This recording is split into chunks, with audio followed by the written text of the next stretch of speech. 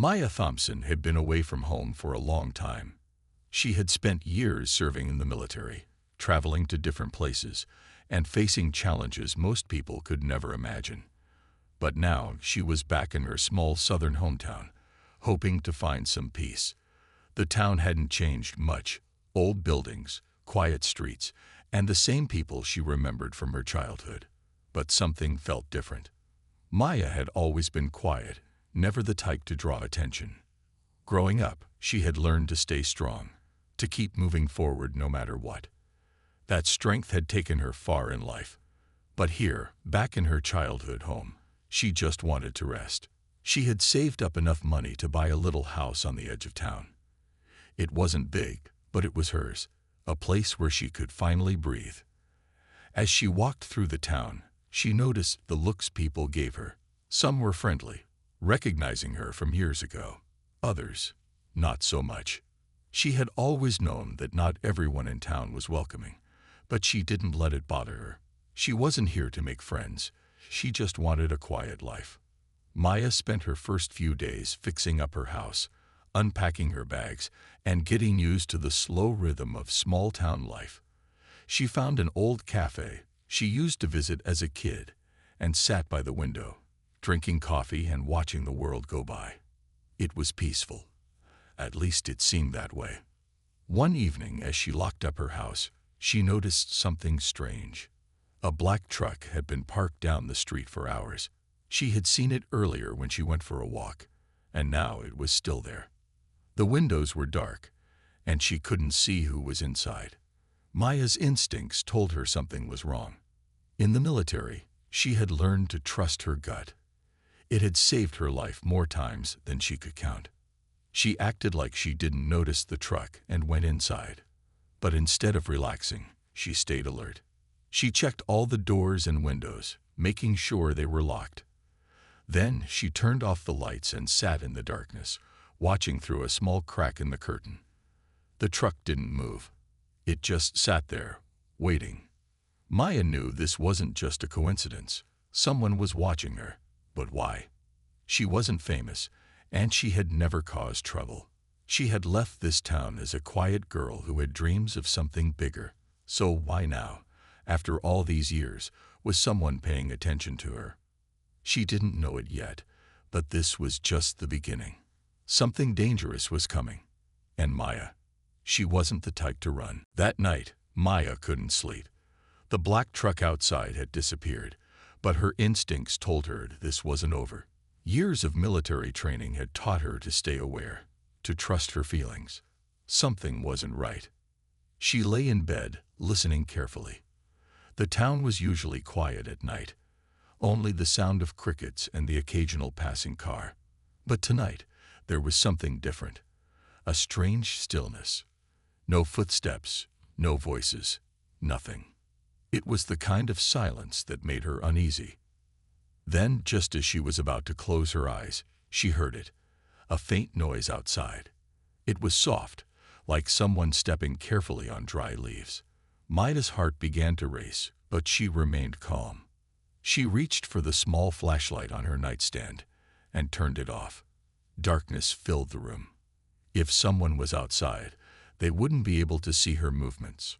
She moved silently to the window and peeked through the curtains. At first, she saw nothing. Then, in the moonlight, she noticed shadows moving near her fence. There were people outside. Maya took a deep breath, thinking quickly. If they were just passing by, they would keep moving. But they didn't. They stayed, watching, waiting. Then, suddenly, crash! A brick smashed through her window, shattering glass across the floor. Maya ducked, her heart pounding. Before she could react, she heard voices outside. "Come out, Maya," one of them shouted. "We know you're in there." More crashing sounds followed as something hit her front door. They were trying to break in. She didn't know how many there were, but she could hear at least 4 or 5 voices. Maya had no weapons, no way to call for help. She had moved back to town expecting peace, not trouble. But now trouble had come straight to her doorstep. She moved quickly, staying low as she grabbed a baseball bat from the corner of her room. It wasn't much, but it was better than nothing. Another loud bang. The door was breaking. Maya knew she had only seconds to act. She had two choices: stay inside and wait for them to come in, or make a move before they got the chance. She chose the second. Without hesitation, she sprinted toward the back door. Just as she reached it, she heard the front door burst open. Heavy boots stomped inside. They were in her house now. Maya took one deep breath, unlocked the back door, and slipped outside. She stayed close to the ground, moving quickly into the shadows. She needed to see who these people were. As she crouched behind a tree, she finally got a glimpse of them. They were wearing dark clothes, some with masks, others with angry faces. She recognized one of them, a man named Rhett Carson. He had been a troublemaker in town for years. Now he was leading a group of men to destroy her home. Maya clenched her fists. They thought she was just a regular woman. They had no idea who she really was, but they were about to find out. Maya stayed hidden in the shadows, watching as the men stormed through her house. Her heart pounded, but her mind stayed clear. She had been in worse situations before. The difference was, back then, she had her team, her weapons, and a plan. Now, she was alone. Inside, the men were laughing, throwing furniture, smashing pictures on the wall. The sound of destruction filled the night air. Maya's childhood home, the place she had worked so hard to rebuild, was being torn apart in front of her eyes. But she didn't move. Not yet. She needed to think. Then she saw Rhett Carson step outside. He stood on her front porch, looking around with a smirk on his face. "Where you hiding, Maya?" he called out. "We just wanna talk." The men inside laughed at his words. Maya gritted her teeth. She knew they weren't here to talk. They wanted to scare her, maybe worse. But they had made a mistake. They had come for her without knowing who she truly was. She kept her breathing steady, her body still. She counted the men. 6 of them. 3 inside, 2 near the front porch, and 1 standing guard by the truck. They were spread out, unaware of how vulnerable they really were. Maya's mind raced through her options. She could run, disappear into the woods, and find a way to fight back later. But no, that wasn't who she was. If she ran now, they would think they had won, and she couldn't let that happen. She had to send a message. She moved silently through the darkness, circling toward the man by the truck. He was standing with his back to her, smoking a cigarette, his attention on the house. He never saw her coming. With swift, practiced movements, Maya grabbed him from behind, covering his mouth as she pulled him into the shadows. He struggled for a second, then went limp. She eased him to the ground, taking his flashlight and keys before slipping away. 1 down, 5 to go. She moved closer to the house, keeping low. The men inside were still smashing things, unaware that their numbers had already dropped. Near the porch, 2 men stood talking, their backs half turned. They weren't paying attention to the shadows. That was their second mistake. Maya grabbed a rock and threw it toward the trees. The sound made them turn instantly. What was that? One of them whispered. "I don't know," the other muttered, stepping forward. "You think she—" Maya didn't let him finish. She moved fast, striking first. A quick hit to the back of the knee sent the first man crashing down. Before the second could react, she spun and knocked him to the ground as well. In seconds, both were unconscious. Now only 3 remained. Maya exhaled slowly, her grip tightening on the baseball bat. They had started this fight, but she was going to finish it. Inside the house, the remaining 3 men were still causing damage, laughing as they destroyed everything in their path. They had no idea what was happening outside. They didn't know that Maya had already taken down half of their group. Maya stayed close to the ground, her heart steady. She knew she had the advantage now. They thought she was scared, running. But she was doing what she had been trained to do, waiting for the perfect moment to strike. She moved toward the front door, staying in the shadows. Through the broken window, she could see them clearly now. One of them, a tall man with a shaved head, kicked over her coffee table, sending glass flying. Another, wearing a leather jacket, laughed as he ripped pages from an old book. The last one, Red Carson, stood in the middle of the room, looking around as if he owned the place. Maya took a deep breath. She had fought in enemy territory before. She had survived missions that seemed impossible. And now, here she was, back in her own hometown, facing enemies of a different kind. She moved fast. Grabbing a piece of broken wood from the ground, she stepped inside, silent as a shadow. The first man barely had time to react before she swung the wood against the back of his knee. He yelled in pain, stumbling forward. Before he could recover, Maya grabbed him by the collar and slammed him against the wall. He fell, groaning, unable to get up. The second man turned, his eyes wide with shock. What the? Maya didn't wait for him to finish. She moved in, delivering a hard strike to his stomach. He doubled over, gasping. She grabbed his jacket and pushed him into the bookshelf, sending him crashing down with a loud thud. Now, only one man remained. Red Carson. He stood there, frozen for a moment, staring at her. Then, slowly, he smirked. "Well, well," he said, clapping his hands. "Look at you. Guess you're not as weak as we thought." Maya didn't say a word. She just watched him, waiting. He took a step closer, tilting his head. "You think you've won. This isn't over." Maya tightened her grip on the piece of wood, her muscles tensed. But before she could move, Rhett suddenly pulled something from his pocket, a small whistle. He put it to his lips and blew hard. Maya's stomach dropped. From outside, she heard the sound of more footsteps, more voices, reinforcements. She had taken down 5 men, but there were more coming. And this time, they knew she was fighting back. Maya took a deep breath. She had been in worse situations before. She wasn't afraid. If they wanted a fight, she was ready. Maya heard the footsteps rushing toward the house. More men, more trouble. She didn't know how many, but she could tell from their voices that they were confident. They thought they had her trapped. She glanced at Red Carson, who was still smirking. He stood near the broken furniture, arms crossed, as if he had already won. "You're outnumbered, Maya," he said, his voice mocking. "You had a good fight, but it ends here." Maya didn't respond. She didn't waste energy on words when action was what mattered. She had to think fast. The front door was no longer an option. The moment she stepped out, they would surround her. The windows were broken, but jumping out would slow her down. Then she saw it, the back hallway leading to the kitchen door. If she could make it outside, she'd have the advantage again. Maya moved suddenly.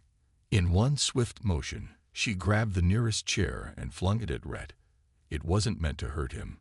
It was a distraction. He ducked, cursing, and by the time he looked up, Maya was already sprinting toward the back. Behind her, she heard the reinforcements storming inside. "She's running," one of them yelled. "Go after her." Maya reached the kitchen, shoving the door open and disappearing into the night. The cold air hit her skin, but she didn't stop. She ran straight toward the trees at the back of her property. The woods, that was where she needed to be. She could hear them chasing her, their heavy boots pounding against the ground.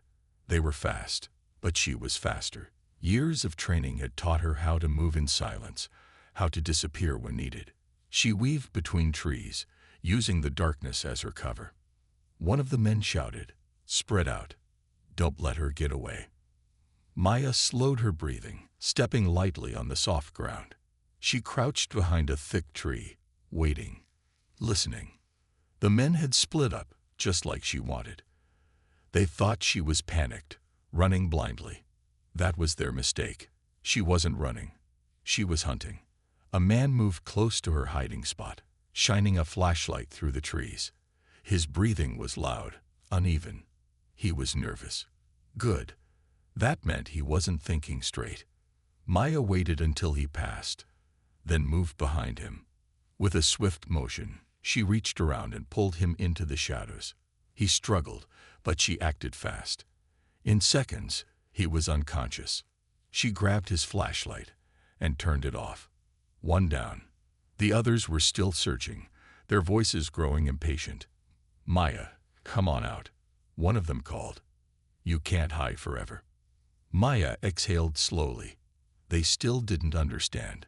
She wasn't hiding. She was waiting. And one by one, she would take them down. Maya stayed low, blending into the darkness. The men searching for her had no idea what they were up against. They thought she was just another person trying to escape, but they didn't know her past. They didn't know she had been trained for situations far worse than this. She moved silently through the trees, listening to their voices. "Spread out," one of them ordered. "She's got to be here somewhere." Maya counted at least 4 men still looking for her. They had flashlights, but their beams bounced wildly, showing their nervousness. They weren't trained. They relied on numbers, not skill. That was their mistake. She spotted one of them standing near a large tree, his back turned. He was holding a flashlight, scanning the area, but he wasn't paying attention to what was behind him. Big mistake. Maya moved quickly, stepping behind him before he could react. She grabbed him in a tight hold, cutting off his shout before it could escape. A few moments later, he was on the ground, unconscious. She took his flashlight, turned it off, and slipped away before the others noticed. 2 down, 3 left. The others were still searching, their voices filled with frustration. "Where is she?" one of them muttered. Maya saw another man moving closer. He was gripping a metal pipe, swinging it around as if he expected her to jump out. He was careless, making too much noise as he walked. Maya waited until he was just a few feet away. Then she kicked a small rock to his right. The sound made him turn instantly, his flashlight pointing toward the noise. That was all she needed. She moved in fast, striking his arm and knocking the pipe from his grip. He barely had time to react before she grabbed him and shoved him against the tree. His head hit the bark, and he slumped down. 3 down, 2 left. Maya's breathing was steady. Her mind was focused. She wasn't just defending herself anymore. She was sending a message. The last 2 men were now panicking. "This is crazy," one of them said. "She's taking us out one by one." "We need to get back to Rhett," the other replied. "We." Before he could finish, Maya struck from the shadows. A quick hit to the legs sent him falling forward. The other man turned just in time to see her move toward him. He tried to swing at her, but she ducked and landed a solid strike to his chest. Both men collapsed to the ground, groaning in pain. Maya stepped back, her eyes scanning the area. All of them were down. Now, only one person remained. Rhett Carson. Maya tightened her fists. This wasn't over yet. Rhett had started this, and she was going to finish it. Maya stood in the darkness, listening. The night had grown quiet. The men who had come after her were now on the ground, unable to fight back. But she wasn't done yet. Rhett Carson was still out there. She moved carefully, her senses sharp. She knew Rhett wouldn't run. He was the kind of man who thought he was in control, even when the situation was slipping away. But Maya had faced men like him before, men who underestimated her. They always made the same mistake. A rustling sound came from the direction of her house. Maya turned toward it, her body tense. He was waiting for her. She moved silently, making her way back through the trees. The moonlight cast long shadows over the broken remains of her home. The front door hung open, and the inside was a mess. Furniture overturned, broken glass everywhere. But Maya didn't focus on the damage. She focused on Rhett. He was standing in the middle of the wreckage, holding a flashlight. His face was unreadable, but his body was stiff. He knew he was alone now. The men he had counted on were gone. Maya stepped forward, her voice calm but firm. "It's over, Rhett." He turned quickly, his flashlight landing on her face. He squinted, as if seeing her clearly for the first time. "You think you've won?" he said, his voice filled with forced confidence. "This isn't over." Maya didn't respond. She just kept walking toward him. Rhett took a step back. "You don't belong here," he said through clenched teeth. "People like you don't belong in this town."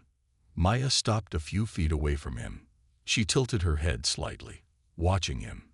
"People like me?" she asked, her voice steady. Rhett swallowed, his anger flickering into something else, uncertainty. For the first time, he realized she wasn't afraid of him. Maya took another step. "I was born here. This is my home," she said. "And I'm not going anywhere." Rhett shook his head. "This town doesn't need you," he spat. Maya's expression didn't change. "You don't get to decide that." Silence stretched between them. Rhett's hands clenched into fists. He was searching for control, for a way to turn things around. But there was nothing left for him to hold on to. His men were gone. His plan had failed. Maya took one final step forward. Her eyes locked on his. "Leave," she said, "and don't come back." For a long moment, Rhett didn't move. Then, slowly, his shoulders dropped. He looked around, as if realizing how alone he truly was. Without another word, he turned and walked away, disappearing into the night. Maya exhaled, her body relaxing. It was over. Or at least for now. Because she knew men like Rhett never truly gave up. And if he ever came back, she would be ready. Maya stood in the quiet remains of her home, her breath steady. The night had been long, but she had won. Rhett Carson was gone. His men were down. And for the first time in a long time, the air felt different, lighter. She walked slowly through what was left of her house. The walls were cracked, the floor covered in broken glass and shattered wood. Her childhood memories had been torn apart in a single night. But Maya didn't feel defeated. She had survived worse. She picked up a fallen picture frame. The glass was broken, but the photo inside was still there. Her parents, smiling, standing in front of this very house. They had built this home with love and hard work. And Maya wasn't going to let anyone take that away from her. A soft breeze moved through the trees outside. The town was still asleep, unaware of what had happened tonight. But Maya knew this wasn't over. Rhett might have left, but men like him didn't give up easily. She stepped outside, breathing in the cool night air. The stars shone above her, calm and endless. She had fought wars in distant lands, faced enemies stronger and more ruthless than this, and yet this battle had been personal. Maya reached into her pocket and pulled out her phone. She had avoided calling anyone before. She had wanted to handle this alone. But now she needed to take the next step. She dialed a number. It rang twice before a deep voice answered. "Maya." "It's me," she said. "I need a favor." The voice on the other end was silent for a moment. Then, a slow chuckle. "Didn't think I'd hear from you again." Maya smirked. "I didn't think I'd need backup in my own hometown." "What's the situation?" the voice asked, serious now. Maya glanced around at the wreckage of her home. "Trouble, but nothing I can't handle." She paused. "I just need to make sure they don't come back." The voice on the line understood. "Consider it done." Maya ended the call and slipped the phone back into her pocket. She wasn't alone. She had connections, people who had fought beside her in the past, people who knew how to deal with threats like Rhett Carson. She took one last look at her home. She would rebuild, not just the house, but the message it stood for. This was her town too, and no one was going to take it from her. Maya turned and walked toward the road, her steps steady. The fight wasn't over, but she was ready for whatever came next. Because she wasn't just a woman trying to live in peace.